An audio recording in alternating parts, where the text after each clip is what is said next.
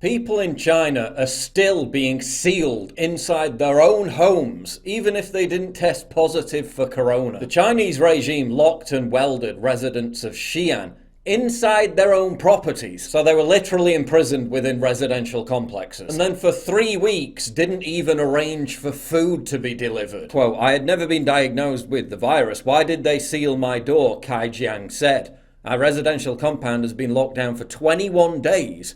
In the beginning of the lockdown, I consoled myself. I was disappointed days later and then felt hopeless and despair.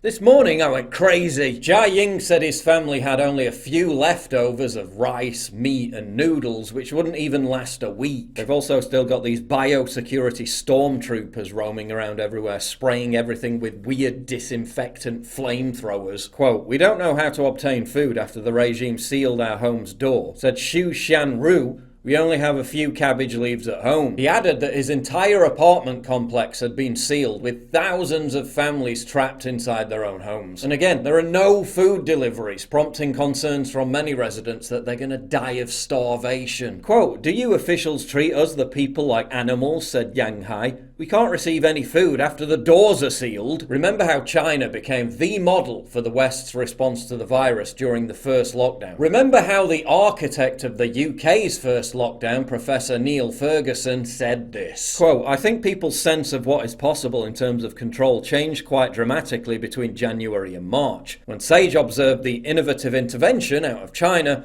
of locking entire communities down and not permitting them to leave their homes. They initially presumed it would not be an available option in a liberal Western democracy. It's a communist one-party state, we said. We couldn't get away with it in Europe, we thought, and then Italy did it, and we realised we could. What a fantastic precedent we've allowed them to set for the next time this happens."